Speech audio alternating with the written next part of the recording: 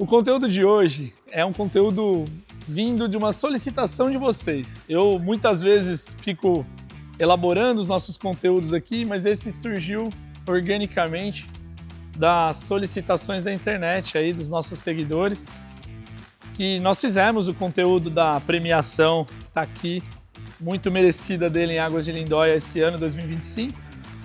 Só que o pessoal vem pedindo um vídeo exclusivo, devido à raridade, a importância que esse carro tem, né, o exemplar em questão.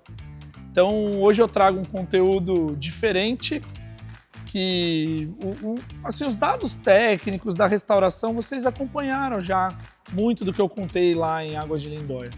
Hoje eu quero trazer bastante histórias, porque eu comentei a seguinte termo dele.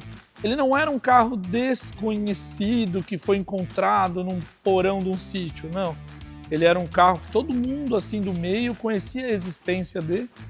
Então eu fui atrás de entender as histórias desde quem conhece ele mais antigamente possível, contando os fatos, relatos, até ele chegar onde ele chegou, de onde a gente adquiriu, para poder estar hoje aqui nesse estado de conservação.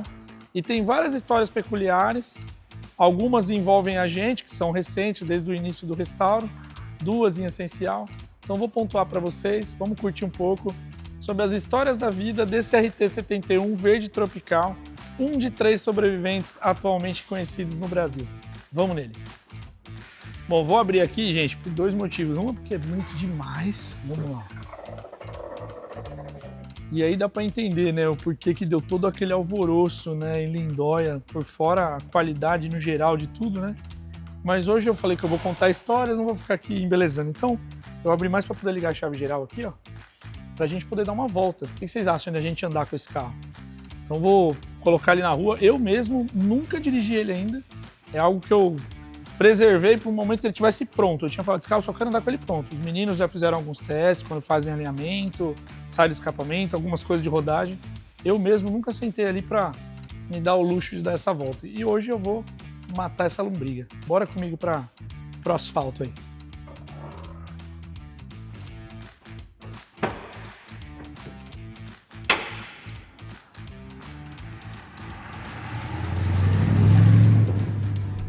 Sabe que dirigir esse carro para mim, esse exemplar em questão, né? Ele é uma questão, fico até de verdade emocionado, porque tem uma série de fatores, atrelados pelo carro, pela conquista de ter conseguido encontrar, tirar ele, mas existia algo, e acontece até hoje comigo, é muito louco isso. Eu brinco com meu pai, eu falo, cara, esses carros me procuram, ou então eu tenho eu vejo um carro uma vez, me mostraram um determinado carro num lugar lá, numa garagem abandonada. Eu falo, puxa, um dia eu queria restaurar esse carro, mano. Isso não acontece com todos. E a primeira vez que eu soube e que eu vi ao vivo esse carro, sei lá quantos anos atrás, quando ele estava ainda todo de arrancado, engaiolado por dentro, passou na minha cabeça que eu falei, nossa, que sonho restaurar um carro desse, né? Seria maravilhoso pegar e trabalhar em cima desse exemplar, né? Mas isso era um mundo muito distante na época. Uma que eu nem tinha empresa, outra que condições financeiras para estar adquirindo o carro, tudo era muito distante. Mas parece que tem uma coisa que fala assim, olha, calma aí que vai chegar lá. Isso já aconteceu comigo com 5 carros que eu pontuo eles, eu falo, caramba, a coisa corrobora, não é que ele tá aqui agora no galpão da empresa sendo feito. Então essa é uma primeira história que eu tenho com esse exemplar aqui, que ela é minha com ele, né? Não é no geral desse carro. Foi da primeira vez que eu cheguei lá e o mito que é um RT71 verde tropical me dá o luxo. Eu já tinha visto, dado uma volta de carona junto com o do Lincão, que ele levou uma vez para eu ver como era, né, o dele, e saber que só tinha até então mais um, né? Que até então o outro do Anderson não era ainda conhecido, o terceiro exemplar. E aquilo ficou na minha mente, né? Nossa, será que um dia eu vou conseguir pensar nisso? E ele foi lá e me conquistou, sei lá qual é a palavra certa. Bom, mas vamos falar desse exemplar aqui. Eu vou contar das histórias dele um pouco. E Então, depois da repercussão e também já até durante o restauro, muita gente nos procurou contando histórias sobre ele. Então, tenho inúmeras pessoas para agradecer que sempre vem enriquecendo o nosso conteúdo aí com histórias muito bacanas, né? E aí, o que eu soube dele até então, que ele era um carro no começo dos anos 80 da região de Campinas, que ficava numa padaria lá, salve o pessoal me falou. E por algum motivo a pessoa que foi vender colocou ele à venda naquela antiga concessionária de veículos que existia na Avenida dos Bandeirantes em São Paulo, que era a Jardineira Veículos. Muita gente aí vai se lembrar dos carrões antigos que ficavam na vitrine lá.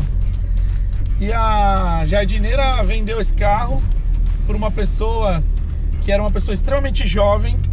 E o que eu entendi é que o carro foi ganho, uma conquista que o filho ganhou do pai por algum mérito, não sei, se passou em faculdade, algum trabalho, enfim, falou que queria, o pai foi lá e deu esse carro aqui pra ele, já nos anos final dos 80, talvez no meio, final dos 80, e já existiam alguns rachas, alguns pegas que tinham na Avenida Anhanguera em São Paulo. Um pouquíssimo tempo que ele estava com o carro, alguns dias mesmo, ele deu uma colisão dianteira leve, tanto que nunca teve nenhum sinal no carro, mas ele lá em frente onde é o McDonald's da saída com a Salim Faramaluf ali. E o pai ficou super aborrecido e falou: olha, a gente vai colocar esse carro à venda agora, porque, né, ele é muito potente pra época, então, né, ele é potente ainda hoje, imagina na época. E aí assim foi feito, o carro foi, parece que o pai voltou e trocou por parece, se eu não me engano, um Gol quadrado, não sei qual geração. E aí esse exemplar acabou sendo oferecido para as pessoas que trabalhavam já com esses carros, desmontando, ou tinham aquelas oficinas de época que se desmontavam muitos desses carros.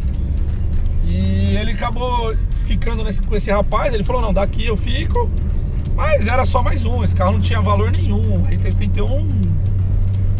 E aí ele foi para uma garagem em São Bernardo do Campo, lá no bairro do Rude Ramos, e lá ficou com a frente amassadinha lá numa garagem, que inclusive tinha uma pessoa que tinha falado que ia ficar com o carro, e esse atual proprietário falou: eu te vendo, só que o cara precisava de uns dias para levantar o dinheiro. E aí ele passando na frente da garagem um dia não viu mais o Dodge lá. Falou: cara, cadê o Dodge?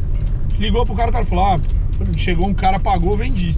Você não tinha levantado o dinheiro, e foi bem seco assim com ele.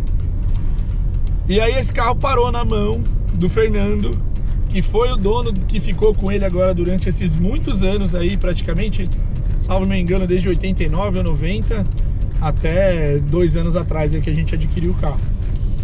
O Fernando era um cara mega apaixonado por Mopar, um cara gente finíssima, mas que tem um gosto de não original para os carros. Então, assim como outros carros deles também, ele colocou atrás de pôr motor maior, foi onde esse carro ganhou aquela gaiola interna, ganhou o motor Indy Racing de corrida e ganhou toda aquela customização de cor da carro.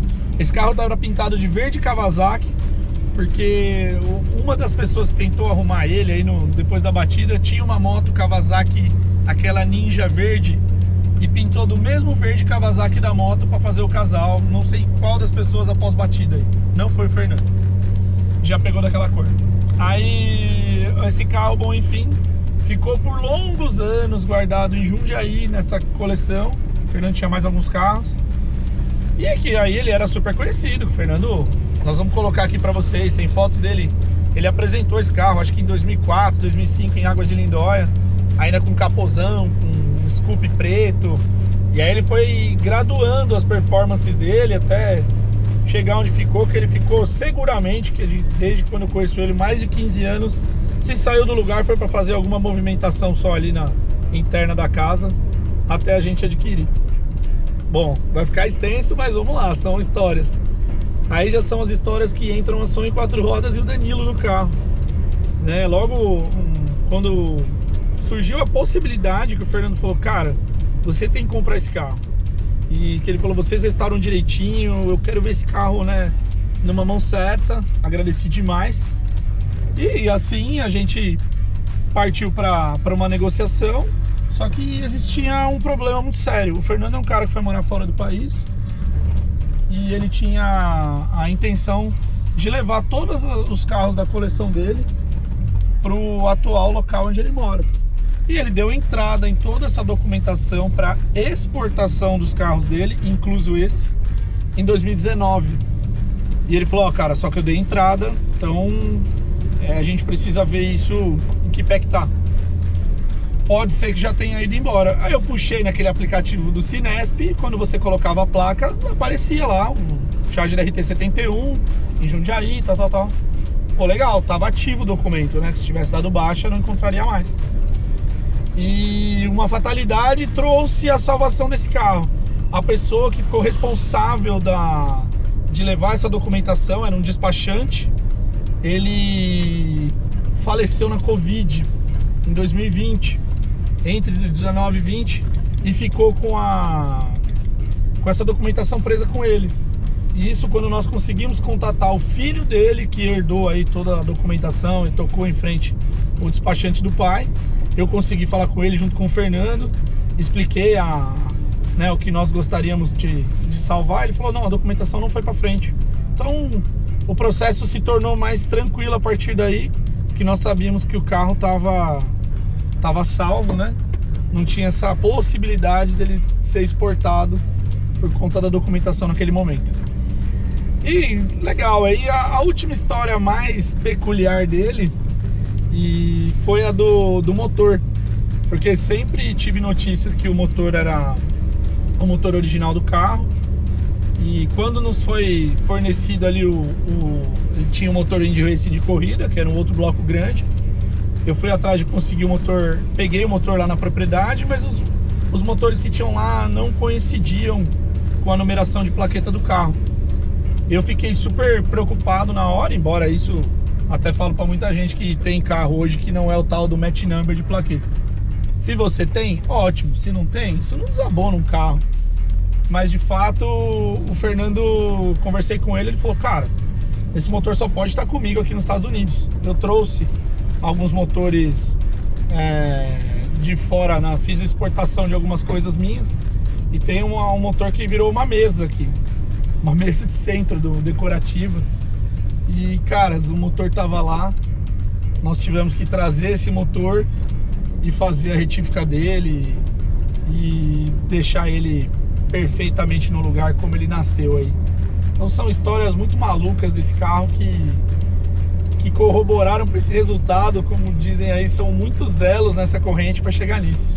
Espero ter compartilhado com vocês um conteúdo muito bacana, diferente, né? E que é a pura realidade dele. É um carro extremamente histórico no sentido também de histórias. A galera do clube, muita gente fala dele com N fatores, N ocasiões, e tá aí agora disponível. A gente vai estar apresentando ele em alguns lugares. O Sérgio, que é o proprietário atual, também. E vamos curtir o passeio com ele aqui. Obrigado muito pela sua audiência, pela sua sempre companheirismo comigo aí toda semana. Tem dúvidas, tem histórias dele para contar, me contem aqui. Deve ter mais aí, que conversei aí com alguns que conhecem. Pode comentar, a gente tem interesse em saber todas elas. Ele é um carro muito gostoso, muito mesmo. Ele é até a linha 7172, que tem a caixa de direção gamer, que ao mesmo tempo é o melhor e é o maior vilão dele, na minha opinião, tá? Tem gente que pode discordar, não tem problema. Pode me xingar nos comentários. Mas a gamer é uma direção extremamente leve. Então o virar do volante dele, gente, parece que você tá andando com a direção solta do eixo. É um negócio, é muito molinho. Só que também para uma tocada a mais performance, rodovia, ele torna-se você tem um certo desequilíbrio do carro, de tão mole que ele é. Isso a gamer não me traz uma dirigibilidade mais segura. Agora o exemplar em questão, nossa, feito tudo do zero, sem um estalo, sem nada, suspensão. É um carro incrível tecnicamente guiando. Só tem que ter esse um cuidado a mais, mas é sim, né? São dois fatores, a hidráulica gamer e o pneu, né? A gente tá trabalhando aqui com pneu, os Headline, né, originais, com linha diagonal de risco. Então assim, são pneus não são as melhores aderências que existem. Então a gente tem essa como posso dizer aí, esse ponto negativo para quem busca a dirigibilidade como se estivesse nos anos 70, tá absolutamente perfeito, mas ele não dá para ter uma tocada a 150 por hora com extrema segurança. Isso a gente não vai ter nos carros que usam a linha. Até acredito que a direção hidráulica ZF chegou em 73 e foi para frente, porque ela foi uma melhoria. Ninguém ia fazer uma mudança para pior num automóvel desse nível na época. Então eu considero ela legal, mas muito mole. Ativa a notificação, segue a Sonho 4 Rodas no YouTube, que é muito massa nosso trampo. Valeu!